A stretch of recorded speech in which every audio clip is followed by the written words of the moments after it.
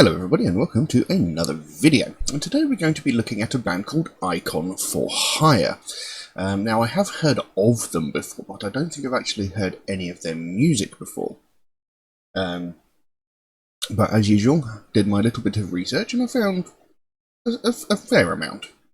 And what I've got is Icon for Hire is an American rock band from Illinois, formed in 2007 by vocalist Ariel Bloomer and guitarist Sean Jump. The band was created when the two met in 2007, when Ariel discovered that Jump played guitar, and initiated a music collaboration between the two of them. When the need for a drummer arose, Jump recruited Adam Cronshagen,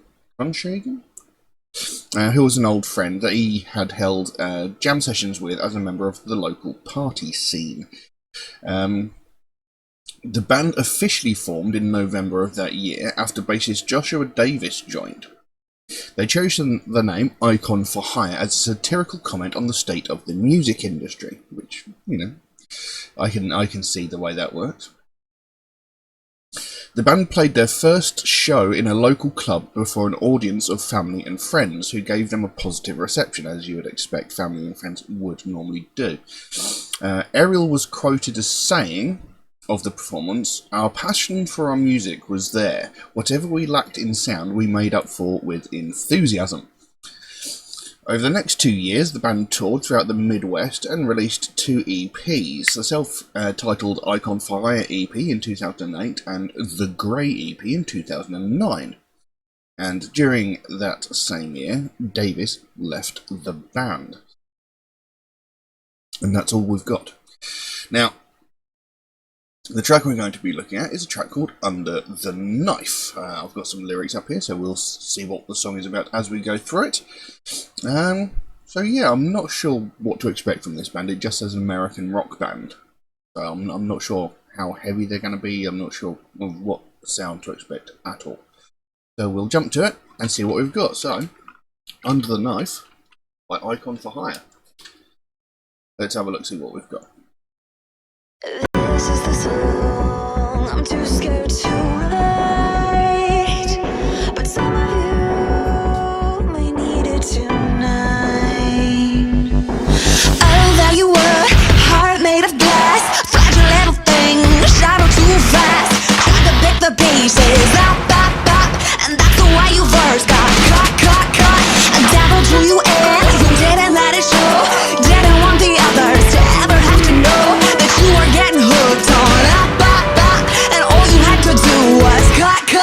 You carved a special place for your pain, so it came back to hurt you every night. You closed your eyes and wished it away, until you disappeared under the knife. You knew the deal, no one gives a damn, just another needy kid, sob story in hand. Keep your secrets covered up, we don't need another cut. But you couldn't hide a heart made of glass. You pulled yourself together with all the strength you had. You were finally fed up, finally had to scream enough. You carved a special place for your pain, so it came back to hurt you every night. You closed your eyes and wished it all away, until you disappeared under the knife. Listen, I know it's simplified from the other side. It's easy to gloss over all the messy reasons why, and it's easy to forget where you've been. I guess that's what the scars are for, huh?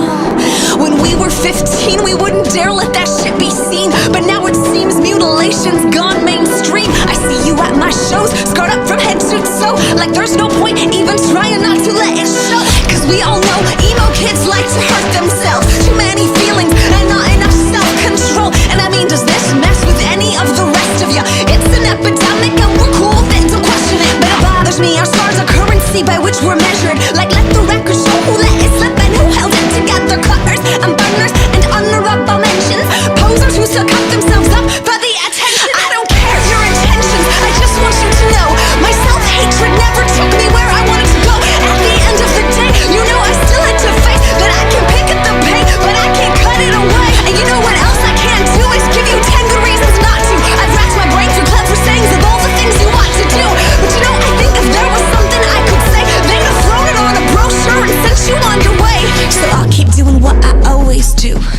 Drag my heart to the piano and make it sing for you. I'll keep doing what I always do. Drag my heart to the piano and let it sing for you.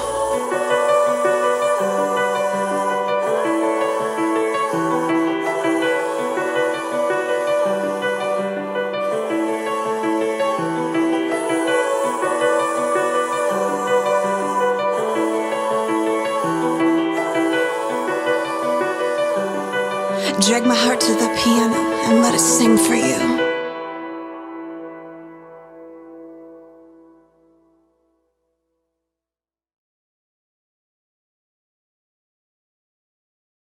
Well, there we go. Under the Knife by Icon for Hire. Now, I'm very conflicted with that song. And not for a reason that people might expect. I'm not sure whether I actually like it or not. There are some parts of it that were really, really good. But there are some parts of it I wasn't too keen on.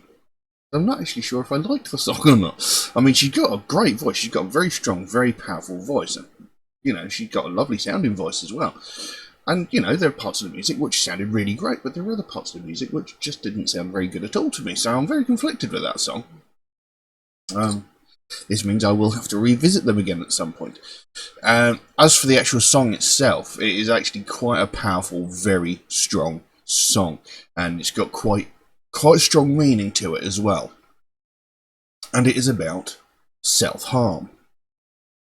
I mean, given the name of the track, Under the Knife, kind of makes sense, but it's quite a powerful song. I mean, the song opens with the lines, "This is the song I'm too scared to write, but some of you may need it tonight." So it's like, she's scared to write the song because it's such a sensitive subject, and, you know, this whole thing, it's not as prevalent now as it was a few years ago, which is when this song was released. This was released probably, 3-4 years ago, and, like, the emo scene was, like, really big at that point. And that's when the subject matter that this song covers was quite a prevalent thing. So, you know, she's saying, you know, this is a song I'm too scared to write. So it's like, I'm writing a song about a very touchy subject, you know, and it worries me that I'm going to be talking about this. You know, it's not an easy subject to talk about, but some of you need to hear what I have to say about it. And then it opens up. "Oh, there you were, heart made of glass, fragile little thing, shattered too fast. Tried to pick the pieces up, up, up, and that's the way you first got cut, cut, cut." So just those opening 4 lines, you know, there you were, heart made of glass, fragile little thing, shattered so fast. So, you know, there you were, a sort of sensitive person, and you got damaged, you got your heart broken or something like that, you know, something terrible happened to you, and it broke you, and you tried to deal with it, but the stress and the upset got too much that you ended up harming yourself. You know, you tried to pick the pieces up, and that's the way you first got cut. So you tried to pick yourself up, you tried to put yourself back together, but it all just got too much, and you ended up self-harming. Devil drew you in, you didn't let it show, didn't want the others to ever have to know that you were getting hooked on up, up, up, and all you had to do was just cut, cut, cut. And see, that is another thing. That, you know, that bit covers something quite important as well. It says, "The devil drew you in, you didn't let it show, didn't want others to ever have to know." So it's like, you know, the devil drew you in, sort of told you, you know, just take a knife or a razor blade and give yourself a little slice, and, you know, don't want other people to know, so, you know, you cover it up. And this is the biggest misconception about self-harm, is that people, too many people think people do it for attention. And now this part does get sort of covered in even more depth later on in the song, but that is the farthest thing from the case. Most people who do self-harm hide it because they don't want people to know about it. They don't want people to know that they've let their emotions get the better of them, that they've ended up sort of crumbling and ended up doing themselves physical harm. You know, they don't want people to know that they're struggling. You know, it's kind of like depression. You know, people with depression try and hide it because they don't want people to know they're struggling. And so do people who self-harm. They don't want people to know that they're struggling. So most of them will hide it. You know, most people who self-harm will do it in an area that people will not see. You know, the old cliched, like slitting the wrists sort of thing. That's just a sort of cliched trope sort of thing, you know, that everybody's like, oh, you're an emo, you're going to be slicing your wrists. You know, that's not the way it works. You know, a lot of people who self-harm do it in places most people will not see. And, you know, that's one of the most... That's one of the things that actually annoys me most about the people who go on about, you know, you're just doing it for attention, this, that, and the other. No, they're doing it because they can't find any other way to release all of the stress, the anger and frustration in them, and the only way they feel they can do it is by hurting themselves, because it'll either be they hurt themselves or they hurt someone else, and they don't want to hurt someone else, so they take it out on themselves. And then the chorus comes in. You carved a special place for your pain, so it came back to hurt you every night. You closed your eyes and wished it all away until you disappeared under the knife. So there you go. You carved a special place for your pain. You found a special way of, like, releasing your pain, releasing your frustrations, you know, releasing your anger. And but, you know, it says, so it came back to hurt you every night, you know. You didn't actually... You found a temporary way to deal with it, which is the self-harm, you know, but the pain and everything that's caused you to do it, you know, still comes back to haunt you, you know, it still comes to bother you. So, you know, you keep trying to make it go away, and it says until you've disappeared under the knife, and that's like... It almost became an addiction, you know, became your way of dealing with it. You know, you disappeared under the knife, so this now became your way of dealing with pain and stress and stuff like that. You know, it's like you got addicted to self-harm. And it comes in with the next verse. You knew the deal. No one gives a damn. Just another needy kid. Sob story in hand. Keep your secrets covered up, up, up. We don't need another cut, cut, cut. But you couldn't hide a heart made of glass. You put yourself together with all the strength that you had. You were finally fed up, up, up. Finally had to scream, enough, enough, enough. So, again, it says there, you knew the deal, no one gives a damn, just another needy kid, sob story in hand. Now, this is probably a reference to... There's been a drastic rise in mental health disorders and depression over the last several years. And everybody goes, oh, emo kids are all, you know, pretending to be depressed. No, that's not the case. You know, this is another thing that I hate is the common trope that emo kids, you know, are all about suicide or all depressed and all miserable. That's not the case. I mean, some of them maybe actually are, but a lot of it is a sort of force. Not even an act. It's just I can't even put it into words. You know, and nobody gives a damn, just another needy kid with sob story in hand, you know. So looking at this person going, oh, they're an emo. They're just looking for attention because, you know, they're trying to be miserable and depressed rather than, you know, they don't actually see the fact that they actually are struggling, the fact that they are. So no one cares. No one's paying attention to the fact. And, you know, keep your secrets covered up. We don't need another cut. You know, it's like people automatically assume because it's an emo, they're going to be cutting their arms and stuff like that. And they're like, you know, I don't want to see this. You know, just piss off. You know, I'm not interested in your teenage angst sort of thing.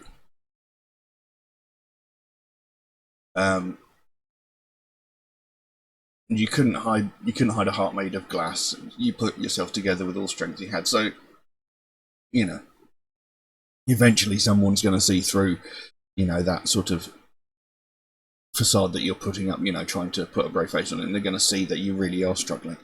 And, you know, they're eventually going to try and help you, but then it goes back into that chorus. You carved a special place for your pain, so it came back to hurt you again every night. You close your eyes and wish it all away until you disappear under the knife. And then it came to the sort of end, which was, I didn't actually like the style of the end of the song too much. It was more a sort of rap-ish sort of thing than it was for the rest of the song. But I don't know, I didn't like this as much. But conversely, this also has the most powerful part of the song in it. And it says, listen, I know it's simplified from the other side. It's easy to gloss over the messy reasons why, and it's easy enough to forget where you've been. I guess that's what the scars are for, huh? When we were 15, we wouldn't dare let that shit be seen, but now it seems the mutilation's gone mainstream. Now, it says here, listen, I know it's simplified from the other side. It's easy to gloss over all the reasons. It's simplified from the other side. That's like the people who aren't actually doing the self-harming, the people who are sort of looking and judging the emos.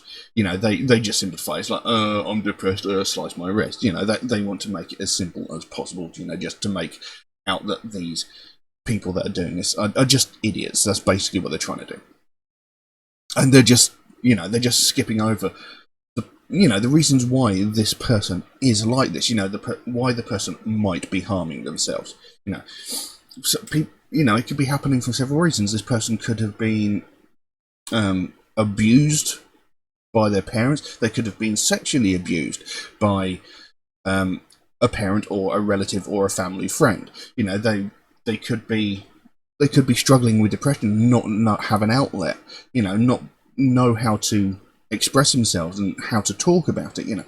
That these people that sort of judge these emos don't look at that. They don't actually take the time to think, maybe this person is actually struggling, so they just skim over it. And I guess it's easy to forget where you've been. I guess that's what the scars are for her, and in a way, I can kind of see that. Each scar represents a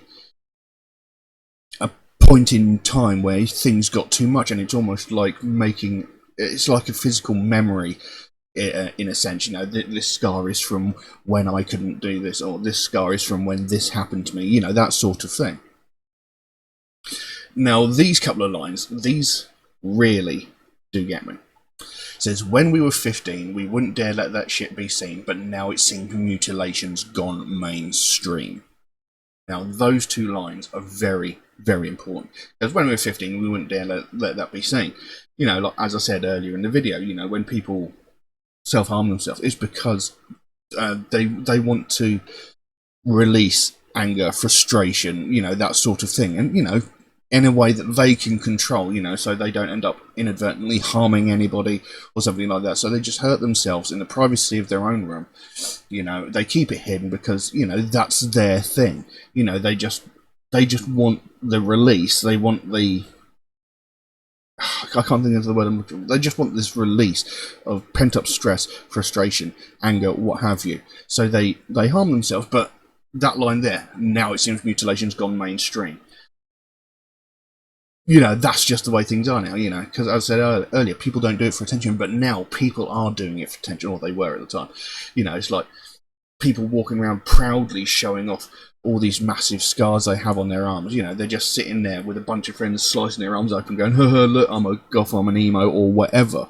And it just seemed to be a craze at the time. The emo community that sort of arose over the last few years, that seems to have sort of faded away now, thankfully. They sort of glamorized this sort of self-harm. They saw it as more of a fashion statement than, something that people actually did as a coping mechanism. I'm not saying it was a good coping mechanism, but that's what people used it for. It was a way of dealing with stress rather than just being like, look, I'm an emo, I've got scars. Anyway, it carries on. I see you at my shows, scarred up from head to toe, like there's no point even trying to let it show. No point even trying not to let it show, sorry. Because we all know emo kids like to hurt themselves, too many feelings and not enough self-control. I mean, does this mess end... And I mean, does this mess any of the rest of you? It's an epidemic, but we're cool with it, don't question it. But it bothers me, our scars are currency by which we are measured. Like the record show let the record show who let it slip and who held it together. Cutters and burners and honourable mentions, posers who shall cut themselves up for attention. So she's saying, like, you know, I see you people coming to my shows, you know, and you're all covered in scars, and you're showing them off like badges of honour. You know, sort of like, look, I'm an emo, I've got scars.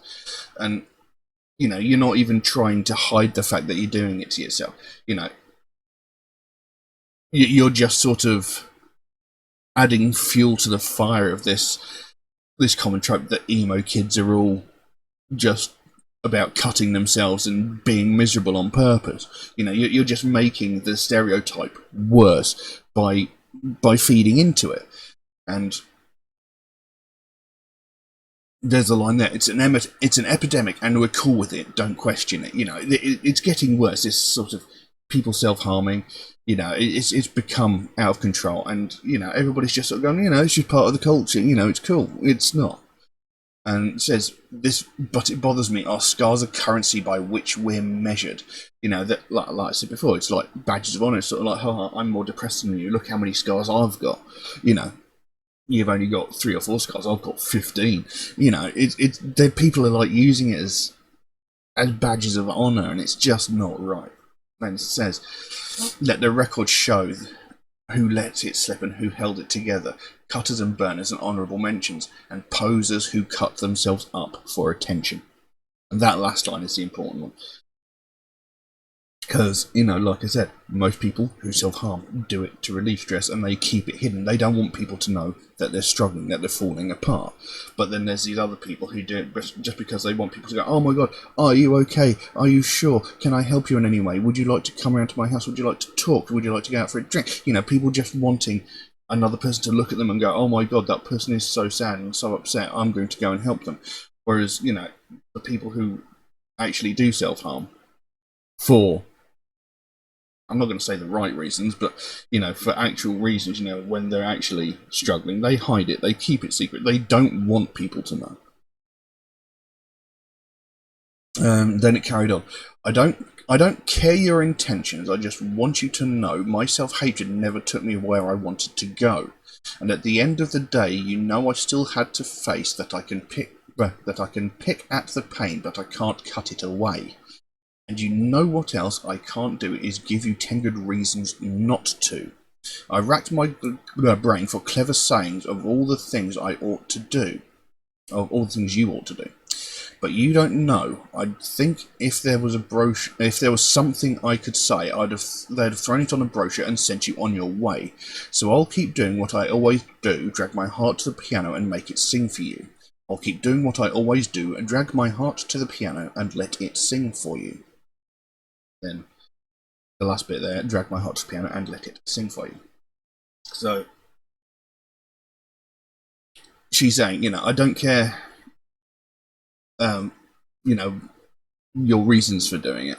You know, I don't want to know what your excuse is for self-harm, but I just want you to know I've been where you are, but doing that sort of thing, it's not going to make anything any better. You know, at the end of the day, you still have to deal with that pain regardless. You know, because it's going to come back. You know, you're not going to take a blade to yourself and all of a sudden that problem is gone. It doesn't work that way. So you're still going to have to deal with it some other way. You know, self-harming is only a very temporary fix. It's not going to, it's not going to make things better in the long run. You know, she says, I can urge you not to do this, but I can't give you specific reasons not to do it. I can't give you 10 good reasons not to harm yourself. I just wish that you wouldn't. You know, I've tried to think of clever things to say to make you stop, but at the end of the day, you know, I can't really say anything that will actually make you stop. And, you know, if there was a magical fix to make people suddenly not harm themselves anymore, you know, it would probably be on a brochure or on like a poster in a doctor's office or something like that. And so she's saying, you know, all I can really do to try and help you is write music. You know, drag myself to this piano and let it sing for you. You know, so the best thing I can actually try and do is to try and write a song like this one that will try and make you see that it is not the way to do things. You know, there are other ways. You know, and that's what I can do. You know, because music is like music is a magical thing. You know, because music can help you with your mood. You know, it can change your mood. It can lift you out of depression. It can make you feel happy. It can, you know, it's a magical thing. You know, so she's saying, you know, I can give you this music and try and help you that way. You know, even with a message in the song, the actual music itself. You know, if I can make you feel better about yourself in any way and stop you from self-harming, you know, that's what I can do. So, you know, it's a very, very powerful song with a very, very powerful meaning, and it's something that I can relate to, because like I know so many people who go through depression. You know, when I was in a homeless shelter for a very short while, I know a lot of people that were self-harming, and I will admit I have done it myself as well. But as I said, I've always kept it hidden. You know, I never like sliced my arms up and then walked around in a t-shirt. You know, like that. You know, any time I did it, it was in a very hidden place. You know, I'd normally do it up the top of my arms here, so my shirt would always cover it. And like I said, it was because there was so much stress and frustration, and you know, all this sort of thing built up, and I didn't know how to deal with it, and I didn't know how to release it, and I felt like I was going crazy, and the only way I could feel to like get through that was just this. It's almost like an adrenaline rush that you get from doing it, you know, and it makes you temporarily feel better, and this is something I actually came to realize very, very quickly. It was such a temporary fix that it didn't actually help me deal with the problem at hand, you know, so I had to find another way, and you know, eventually, you know, it's something that has finally gone away. I mean, this we're talking about. This is like almost 20 years ago that this sort of thing happened with me. In fact, I think it was longer than that. It's probably about 22. But you know, and you know, it wasn't for attention, but the way these emo kids sort of brought this sort of new wave of culture to the forefront of where it was like a fashion statement. It was like a badge of honor to have these scars. You know, that just sort of perpetuated the, you know, the whole thing of like emo kids are just purposefully making themselves sad and depressed and miserable so that they can have an excuse to cut themselves, you know, all this teenage angst and stuff like that. And you know, she's saying, you know, self-harm is a real problem, but there's people who have glamorized it and sort of taken away from the fact that there are people that are really actually struggling, and now people just look at it as this sort of comical thing where people are doing it just for attention, whereas there are actually people who do it to themselves, keep it secret, and they're really, really struggling and really need help, and that needs to be addressed, you know. So it's a very powerful song. It's got a very strong and important meaning in it, and you know, I really, really appreciate it for that. But the actual performance of the song, I still don't actually know if I liked it or not. So I'm gonna have to revisit them again at some point, because you know, like I said, there were elements of the song that I really liked, and some parts I really didn't like. You know, they didn't sort of work for me. But you know, it is what it is. But I do like the meaning behind the song. I think it's a very, very important subject that was handled in a very good way. You know, the way it's been worded, the way she's actually spoken about it. You know, she hasn't been like too brutal on it, but she also hasn't been like overly soft on it. You know, she's taken quite a firm stance on it, and it's very well done. So yeah, I can't really think of much else to say about that. In fact, I've said an awful lot on that. So I'm going to leave that as it is for the time being. If anybody would like to suggest a track for me to react to, then please do so. By all means, you can drop a comment in the comment section below, or message me on my Facebook or my Instagram, or even through my Patreon, where you could also help to support this channel and help me create future content, maybe even improve the quality of future content. There is also an option in there where you can get your suggestion jumped to the front of the queue if you should choose to go through that element. There are a couple of provisos on that option, just to be fair to other people who suggest through regular means such as Facebook, Instagram, and YouTube comments. If you do suggest through those other means, through Facebook, Instagram, and YouTube, do know it might take me a while to get around to your suggestions, since I get suggested so many tracks every single day that my list grows faster than I can record the videos. But I do write down every suggestion I get, so I'll get to it eventually. It just might take me a while to get there. Also, Metalhead Reacts is a proud supporter of the Sophie Lancaster Foundation, a British-based charity whose main goal is to put an end to hate crimes, mainly those aimed towards people of the alternative culture. And it's something that I'm very passionate about, something I feel very, very strongly about, because, it's something I've had to deal with most of my life. It's something that many of my friends, many of my family have had to deal with most of their lives, and that's the fact that people are getting violently attacked purely for the fact that they listen to alternative music.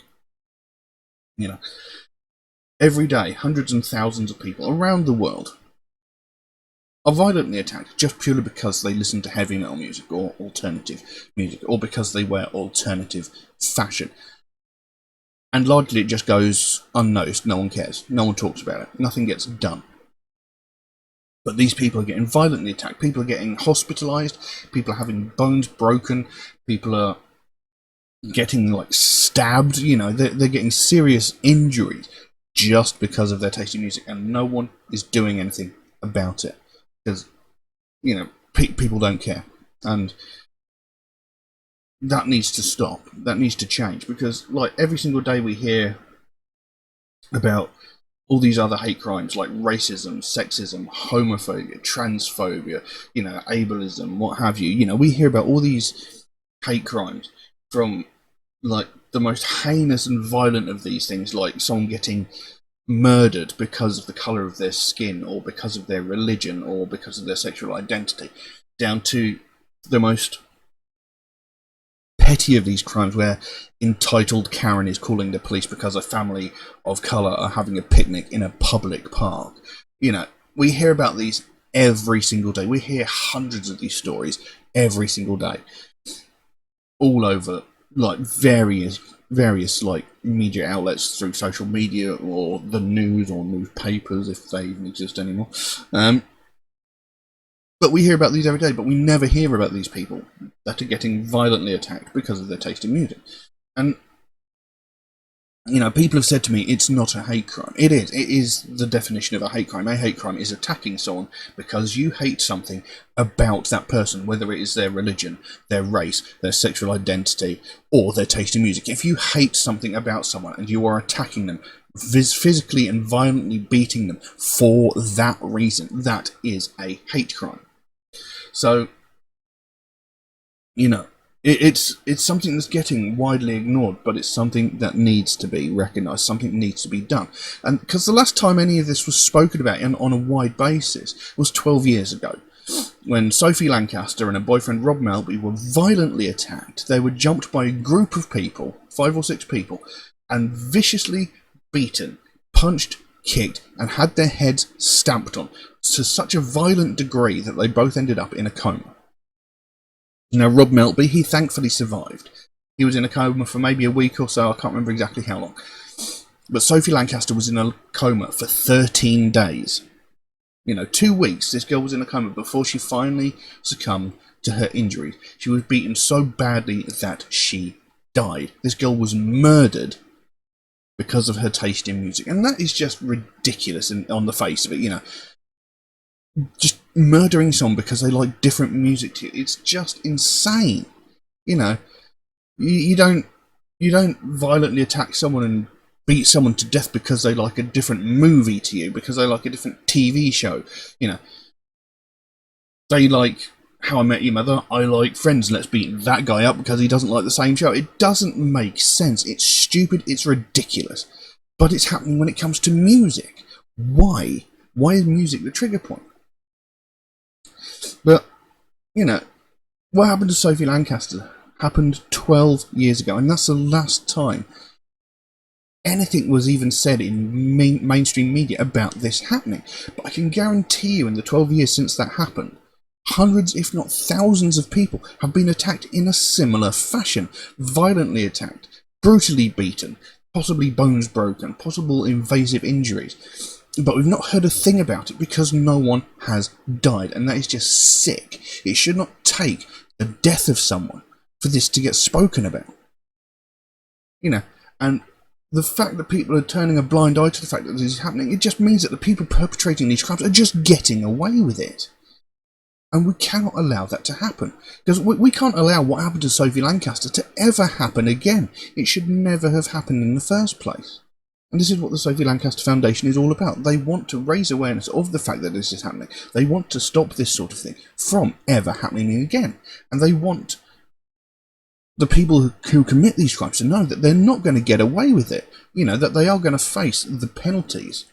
You know, we can't just keep letting them get away with it. You know, we cannot allow it to carry on. It needs to stop before someone else loses their life because of their taste in music.